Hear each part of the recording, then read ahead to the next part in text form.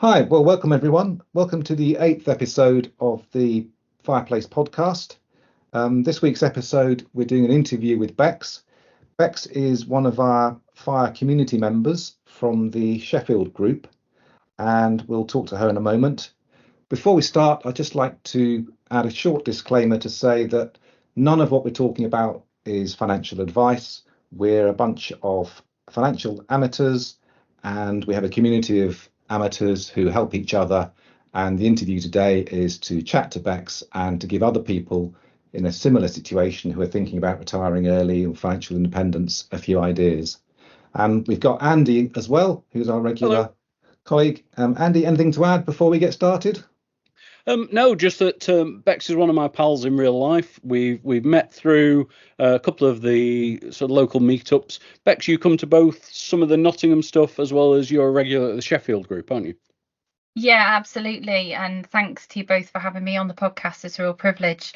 Yeah, it's great to meet people in real life, I think. It brings the whole fire movement into reality. It's nice to have that support around you. Somebody you can ask, or several people that you can ask questions about, even sort of quite basic stuff like where do I find such and such information on my particular platform.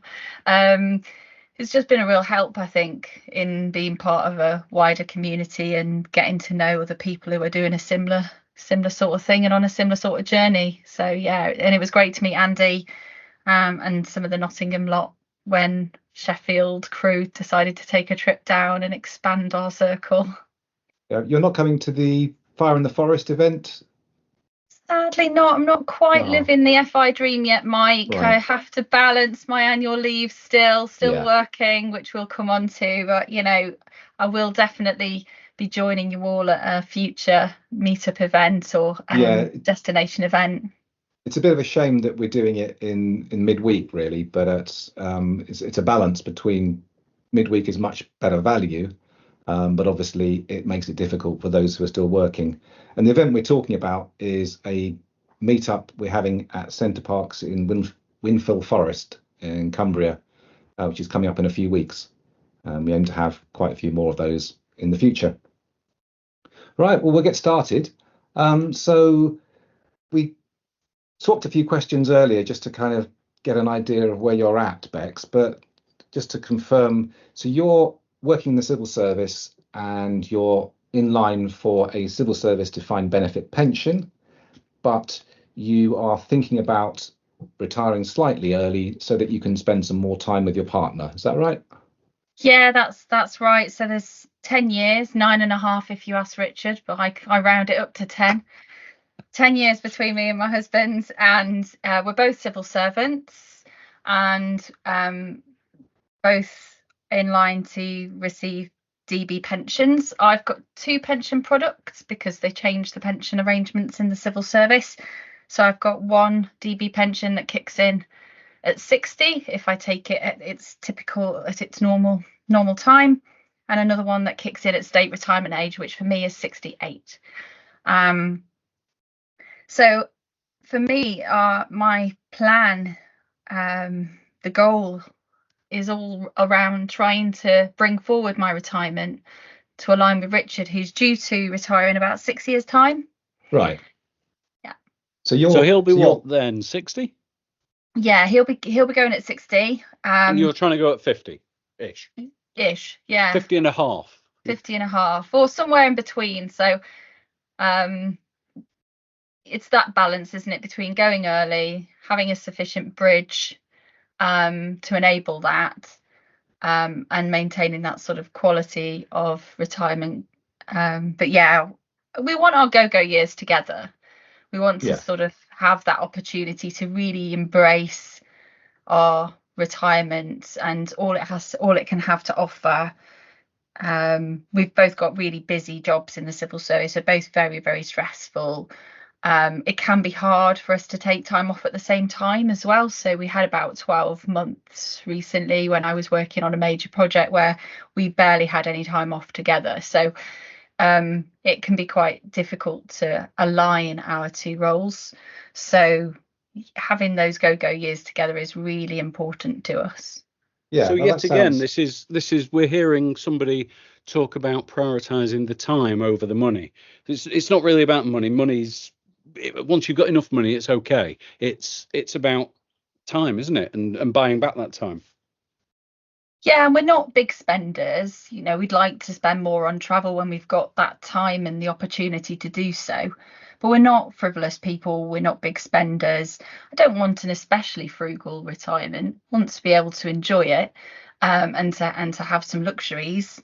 But yeah, it's about the time, and that is more precious. So it's that balance between ensuring you've got enough for that quality of retirement and later life, and to support family, etc., but also then just clawing back as much time together as we can. Yeah. One thing that came to mind, and my father was in the civil service and he did this. I guess your careers aren't very well aligned, but do either of you have an option for a sabbatical at any point? So yes and no. It is an option. Um, Obviously it has a sort of pensions impact if you take a career break, and you know, you're no longer paying in, etc. So it kind of has those financial impacts. It is possible for us to do that, and one of the things I've been thinking about is, rather than necessarily resigning, retiring, or I'm not sure what the right term to use is, if I'm leaving but not taking my pension necessarily straight away. But if I was to leave, I could have the option potentially, to apply for a career break. So I'm not necessarily leaving completely. I've got the option of going back if I really Right. miss it or it really misses me. That's kind of what I was getting at, because we spoke to someone a week or two ago who was in a similar position, and decided to take a career break, and then while they were on the career break, with all the kind of free time and headspace it gave, had enough time to sort of sit down and go through all their figures and everything, and then realized actually they didn't need to go back to work after all. And it's sort of that career break became retirement. And Yeah. what I meant with sabbatical actually was I was referring to a paid one. I think my father was a civil servant decades ago, and he got a paid one, which was Oh, quite nice. But I guess oh, those are probably in short supply these days. I don't know if they even exist any longer. I've not Right. heard of any. So you mentioned your bridge, and for those not familiar with the fire jargon, when we refer to a bridge, we mean building a pot of money that can give you an income between the date you retire and the date you start to get one of your pensions. So in your case, if you were to retire at 50, you'd have a 10-year gap before your first DB pension kicked in. Is that right? That's right, yeah. Now, with my DB pension, I do have the opportunity to take it earlier. I think I can take that one maybe from even from 50 potentially, but I think it has quite the actuarial reduction attached to doing so. So my plan was to try and preserve it and take it at 60 if I can, or as near as damn it to 60 as I can, and to Right. try and sort of build up as much of a bridge as I can. So I used to have a rental property when Richard and I got together. We're both on second marriages, and when we got together, we each had our own property, and Richard sold his property to buy the one we now live in, which was a rather large and larger than expected renovation project. Aren't they always? Don't they always Are there take any more other than? sort? Yeah. Yeah. The estate agent was rather optimistic, I think it's fair to say. But we had a lot of fun doing it, and it does mean we've built this beautiful house together, which is lovely. Um, and so we blended our families together in both, and we moved into this one. And I think because of my previous divorce, and the whole sort of once bitten twice shy and a few nerves, I wasn't quite ready to let go of my own property, so I rented it out for a few years. And whilst I was very lucky, I had a longer term tenant who was fantastic. Renting out is quite a lot of hard work. I think anybody who says it's a sort of passive income might either be being a bit generous with the truth, or offloading and paying somebody to take care of the heavy lifting for them. So it wasn't for me anyway. So I decided in the end to sell the property. And I knew as that was going through that process that I was going to come into a lump sum from the equity of that. Once the mortgage company had had their bit back, I was going to be left with mine. And what did I do with that money? And I wasn't sure sort of what to do with it really.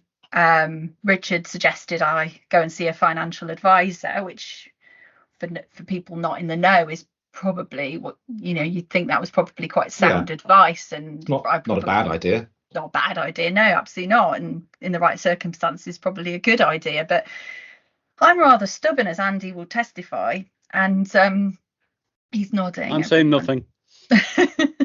And I like to think I'm fairly self-sufficient and independent, and if there's something I can learn to do myself, I'd quite like to give it a go. And that's not to say I wouldn't then seek advice or throw the towel in if it became obvious it was beyond me. But it did give me a sort of an avenue into discovering financial independence, because I went into that rabbit hole and started looking into, well, how does one deal with cash you have, like, where do you put it and what do you do with it?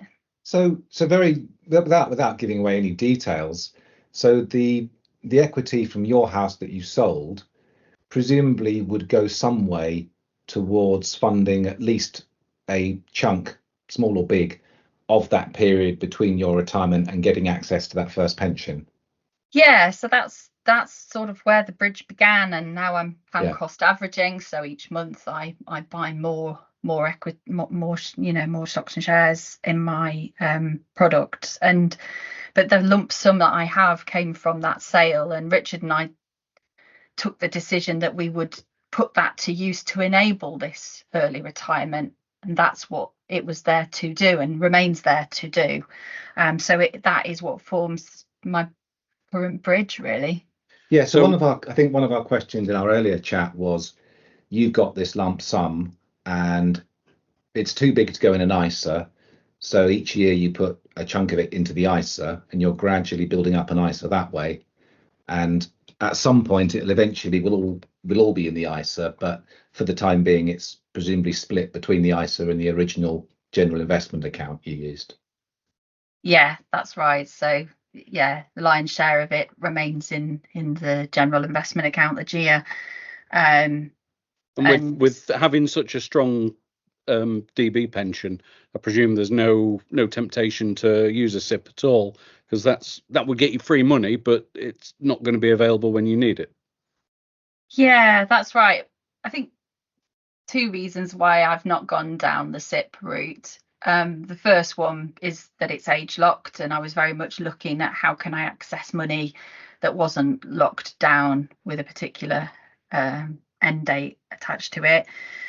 And if I'm honest, part of it was that I just didn't get it. I just didn't understand SIPs. I think having been employed for so long in a world where the DB pensions existed and it's all made very easy for me by my employer, I wasn't very pension savvy.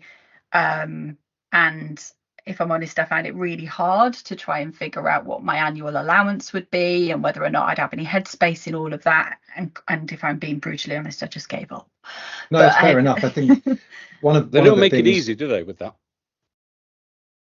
No, one of the things we've found is that the more people we talk to about defined benefit pensions, the more we realise we don't know an awful lot about defined benefit pensions, and every person says that their defined benefit pension is a bit different to the last person's. It feels like every scheme is completely different, isn't it? And it's not like the level playing field the rest of us have. And if you're in two schemes, you've got kind of two moving targets as well. Yeah, and for that reason, I found it really hard to project what my FI date and age might be. So yes, because it's outsourced, isn't it? There's a company that deals with this for the civil service, and yes, they're having troubles, aren't they? I think it's fair to say they're having a few niggles, yes. And that has unfortunately meant that it's been very difficult to get at any relevant recent information, and some of the tools that we had from a previous provider have yet to be replaced. So I'm having to take quite a lot of estimations in my workings out at the moment, but I'm hoping that that's all going to be resolved in due course, and then I can get back on track with some more accurate numbers. But I've used a few FI tools. I think the difficulty I have is some of them will account for a DB pension, but they won't account for two or more, and they don't account for those two kicking in at different moments.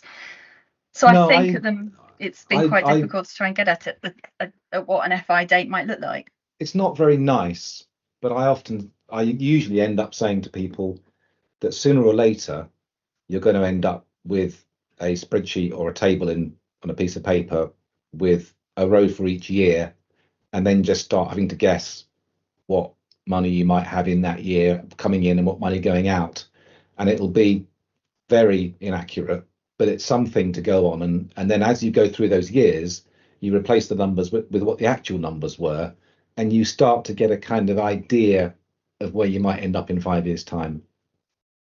There's a couple of positives to set against this, though. One is the civil service scheme, the Alpha scheme, when I've looked at it, is one of the most it's the most generous I've seen yet. So it's going to be on the generous side. So that's a big win, even if you don't know exactly how generous or how good or what the projections are. And the second thing is you can take it early as a fallback. So if your bridging plans do go wrong, you've always got that to lean into, haven't you? Yeah, I do have that option, which is nice not to have. That was one of my big notes as soon as you started talking. I thought you've got the first direct defined benefit pension arriving in 10 years, you've got the second one arriving 7 years later, and you're building up a bridge fund of shares or funds or something to fund you until you can get to the first one. But you've got a very nice sort of insurance policy that if you make a mess of the bridge fund, or the bridge fund's invested in the wrong things, you've always got the option of taking at least one of those pensions a bit early. And obviously there's going to be less income, but you're not going to be destitute. The thing that I would lean into with that is I would add up, what do the two DB pensions add up to, plus your state pension, and say, well, eventually, how well does this cover your spending? And if that amply covers your spending, then I think you can be more willing to erode the DB by taking one of them early. Yeah, and I am tracking a lot of my spending at the moment. I'm a bit forensic, even by fire community standards. I'm quite forensic in tracking my actual spending. Maybe it's the civil servant in me. What sort of role do you have in the civil service? Is it in planning or I work too much? I work in policy. Right. Okay. So you're used to long-term planning. Yes, absolutely. Theory, yeah. And also used to sort of thinking through the consequences of actions and what the impacts of those might be. And maybe because of that, it makes me a little bit, I have a tendency to catastrophize, maybe, or identify potential problems. I think that can be an advantage in some ways.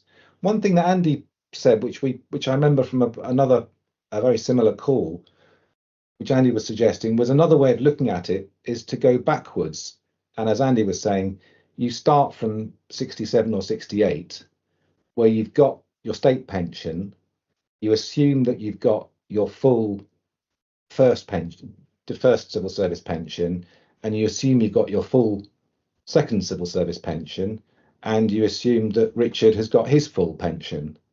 And then you look at how much money that might be compared to your spending, and with a bit of luck on a following wind, it'll be a bit more than you need.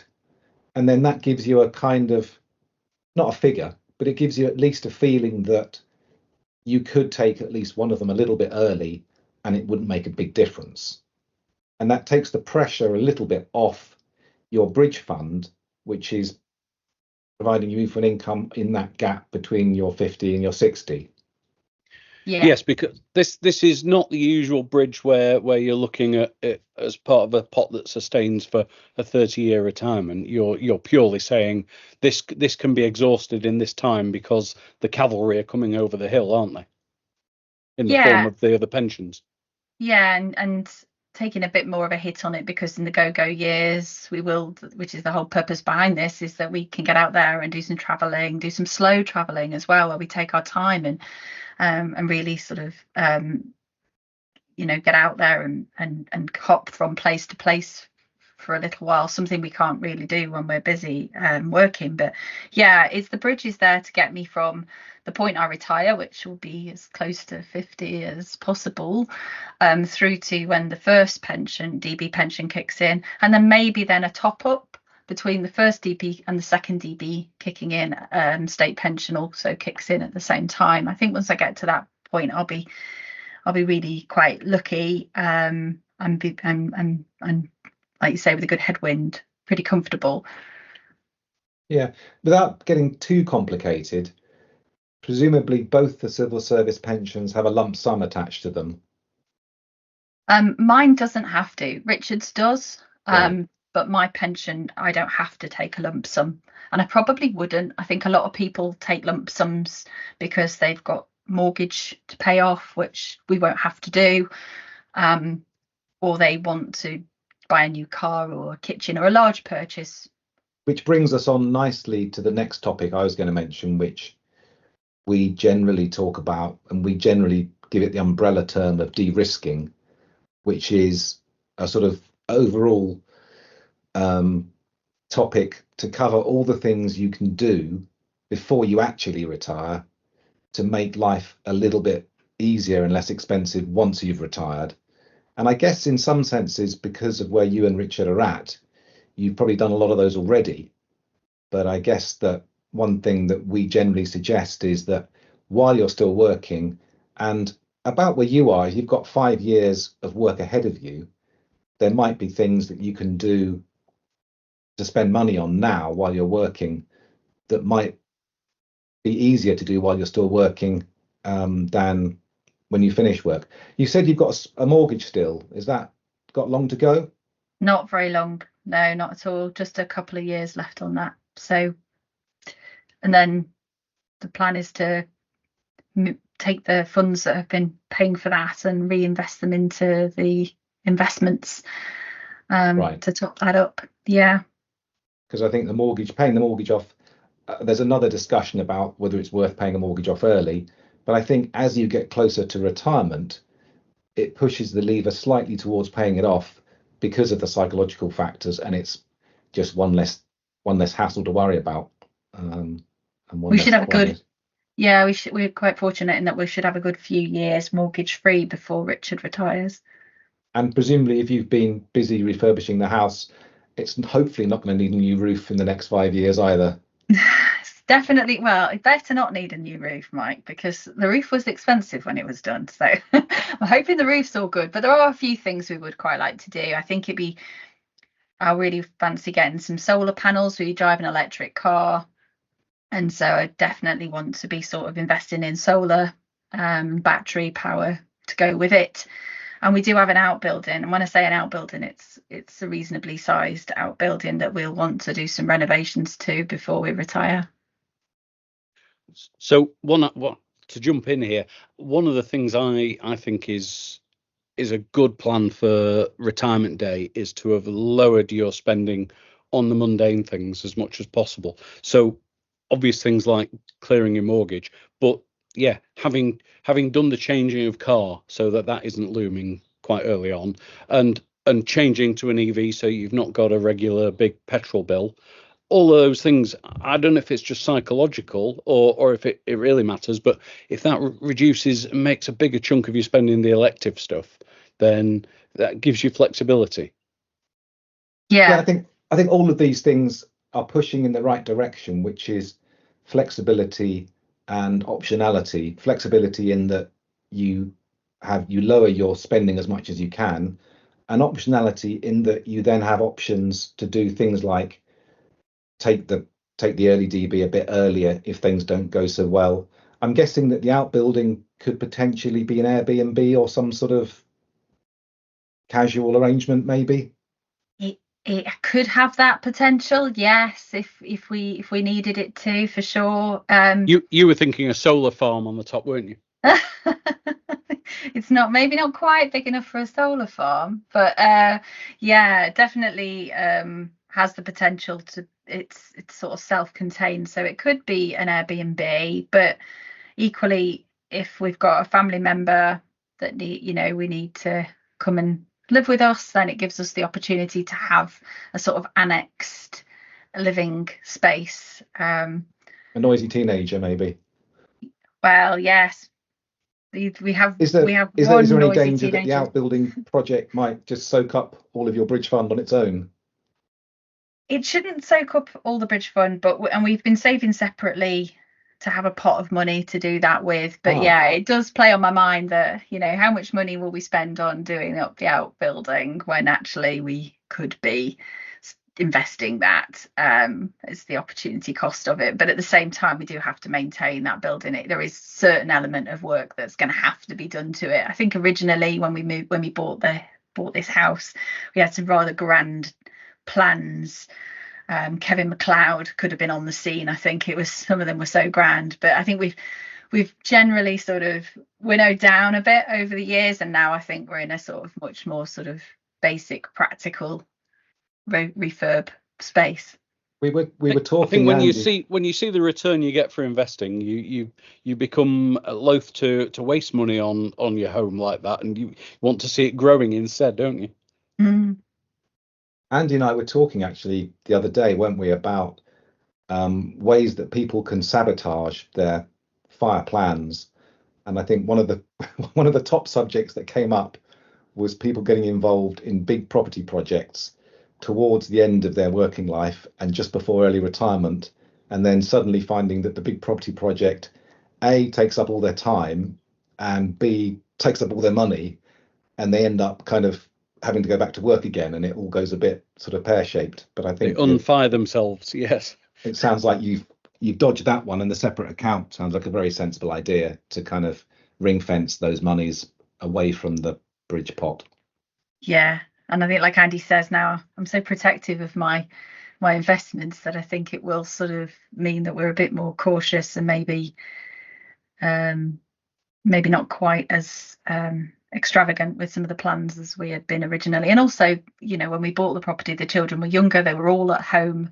Our youngest is now about to go off to university. The other two have already flown the nest, so we don't need the amount of space we had when we originally bought the property. I mean, sorry.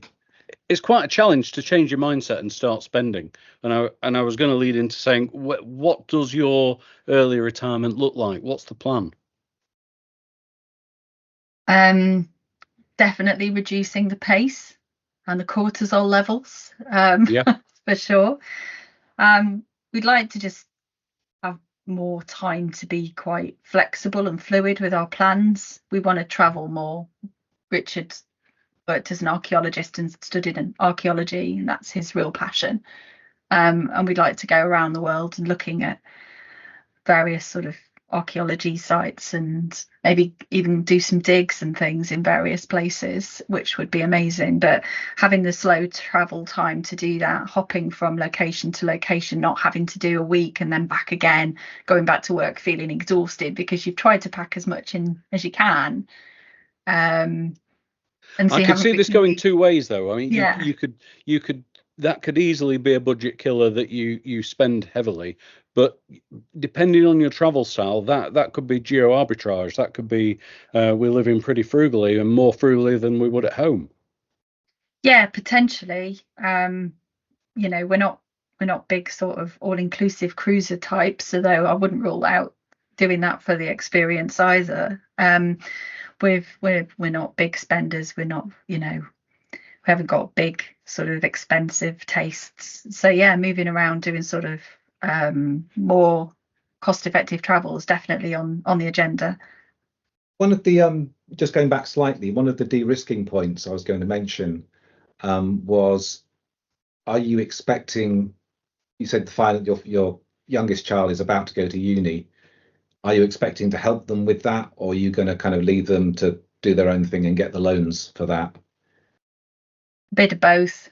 Because I think that's one thing I've heard from various people in your situation is again, to kind of ring fence a chunk of money.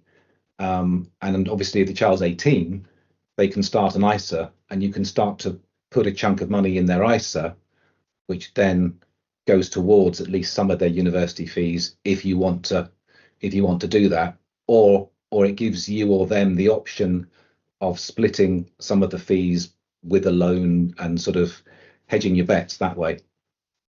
Yeah, so we're currently going through that process at the moment. I think the deadline for student loans for the next intake is sometime in May. So yeah, we're very much living that at the moment. I think she is going to go for the loans, and we'll continue to help out with additional costs. The loans don't really cover the full amount. No. I think rarely, they barely cover, if at all, cover the accommodation costs. So there's definitely family support that's going to be given to her, but she does have a part-time job, and she does earn her money already. She earns a little bit of money, which she's very good with. So when she turned 18, see, I've been on this fire journey, and she'd seen me, and heard me talking about stocks and shares and ISAs and all of this, and she then started to get interested in it as well. So that's been a really interesting journey, getting her onto this, because like a lot of people who come to this, I wish I'd done it sooner. How many times have we all had £1 for every time we said that? We'd have all hit 5 years ago, right? But yeah, I wish I'd done this sooner. I wish I'd known about it. I wish I'd had somebody who could have told me about it and taught me the habits and disciplines that sit around it. And so that's sort of one of my missions with this, really, is not only to sort of bridge that gap, enable that retirement alongside Richard, but it's to give our children that opportunity to do this for themselves, but start it much earlier. So when Evie turns 18, we set up her stocks and shares ISA, we set up her cash ISA. Yeah. She also has a life ISA, not an easy product to set up because they're not as available on as many platforms, and they are due to be changed. I think HMT have announced that there's going to be a change to that in the future, but we wanted to hedge our bets a bit and open the current offer and put a small amount in it, just so that she's got that available to her. But yeah, we've been doing all this, and she's been doing a little bit of her own pound cost averaging. So when she gets paid from her part-time job, she channels a little bit of it into her stocks and shares ISA, and a little bit of into her cash ISA. So she has got a nice little nest egg already, and the habits and disciplines to go with it, which I think is actually more important than the cash itself. Yes. I hope you've introduced her to high quality sources of financial education. Didn't you give her one of my books? I did give her one of your books. Yeah. I apologise for that. When you say that it's the knowledge more important than giving them cash, I think that's very important. I mean, I was going to ask about a junior SIP, and people say, what's the point in a junior SIP, because they can't see the money until they're 60 or something. But I think the value in a junior SIP, even a very, very, very small one, is it's just something there you can give to them and say, hey, look, you've got this. There's a thing, and it's got a little bit in it, and you don't only need to put a tiny amount in it. And when you're my age or a bit older, you'll have an awful lot of money, and it just sits there as long as I don't forget about it. And it's just another reminder to start thinking a bit further into the future. Yeah, we haven't really looked at SIPs, probably really because, as I said earlier, it's not an area I feel particularly comfortable with. I am learning more about it, and the Sheffield community have been fantastic because there's quite a few people there with SIPs. So maybe that is something we will look at for Evie. But I think at the moment we're doing. The way I'd maybe frame it is, if you imagine you'd had a junior SIP when you're 18 and put £10 a month in it, it would probably be worth quite a lot now. It'd be quite nice. Yeah, it'd be quite the way I try and get people engaged with the pension thing is, as soon as they start seeing tax being taken out of their pay packet, that's the attention focusing thing. And if you can show them a way that, well, you get that tax back straight away, then that becomes very attractive. It's the free money. Yeah, it's the free money. And I think there will come a point, probably in the not too distant future, when she goes to uni, she'll be working more hours than she's doing now. She's revising a lot for her A levels at the moment, so the priority is on revision and sleep, and not quite so much on working. But that balance will shift at some point. And yeah, I hope to have improved my knowledge of SIPs and pensions enough that I can maybe help her to make some good choices. But I'm really proud of her for what she's achieved so far. I think it's really tough for our young folk at the moment. You know, they live online. There's a lot of influencers. There's a lot of very clever psychologists for companies trying to get you to spend your money, trying to get you to keep up with the Joneses. And so for her to have the attitude and maturity that she has at the moment, to understand that there's a future version of herself she needs to think about, and the earlier she starts to think about that person, the better her life can be, I think is great. And she's really embraced it. And we started this journey just before the tariffs, and just before the Middle East conflict. And I was a little unsure about whether or not she would want to continue to invest. I know this dip that we're seeing at the moment isn't really that much of a dip in the grand scheme of things for those people more familiar with the markets. But at that age, when you've just got into it and you're seeing what little money you have dip into the red occasionally, you know, it can be quite alarming. And I've been really impressed with how much she's got her head around the psychology of volatility, and understanding that actually volatility is just a momentary thing, and that she needs to concentrate on the number of units that she owns, not the value of those units at any one time. Yeah, and I guess you're aware that you and Richard are showing her the value of choosing the life you want first, and then making your job and your investments and things fit that, rather than vice versa, and giving her an example of a sort of more thoughtful life, where you run off into the sunset as early as you can, and do your archaeological digs and stuff while you can, rather than just, you know, stay with the firm until you get to 68. Yeah, absolutely. And we discussed this a bit when she was making her university course choices, because as you guys know, and as the wider community will know, you know, university is an expensive business now. Take on a lot of personal debt to go to university. So, you know, making sound choices about what you study, so that you have some opportunities to use that to improve your earning potential, and then therefore pay back what you've spent on your education, is really important. And she did a really wide ranging selection of A levels, and I think if she'd have followed her heart, she probably would have gone and done something like sociology at university, which is a fantastic subject. But she doesn't want to work in social work or be a teacher or any of those sorts of professions that sort of degree would lend themselves to, even though she's very passionate about it and finds it really, really interesting. So she's elected to go and study business and leadership, which I think is a really sound choice. But it's definitely one that her head has taken and not her heart.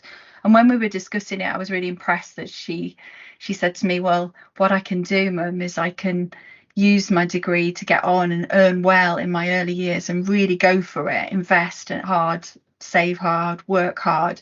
And then when all my, you know, all this comes home, and I have the opportunity to hit fire, I can then go off and do my passion projects, and I can go and do the things I would have maybe liked to have done all my life, but maybe don't pay as well. So she's got her head screwed on. Well, time will tell if it actually ends up like this, or if this is just a story she's telling Mum to get me off the case. Well, it sounds great. It's a good story. It's a good story. She's telling a great story. Shall we revisit this podcast in 5 or 10 years and see how well it played out? Yeah, life gets in the way, doesn't it? Yeah. That leads me on to my last question, really, which is, have you thought about what happens in 5 years when you give your notice, or you step down, or can you sort of gently move to 4-day weeks, or is there a role you could take that was not quite so stressful that still meant you got the pension, or those kind of things? Or do you just sort of consider just both of you stopping and then having a big sigh and going off on a cruise, metaphorically? I definitely have thought about sort of, could I move sideways? Could I do something different? I think that without wanting to sort of get into too much of that detail, it's quite, I think it's increasingly difficult. The civil service is increasingly being cut to the bone. Jobs, are generally a lot more pressured than they used to be, particularly at our level.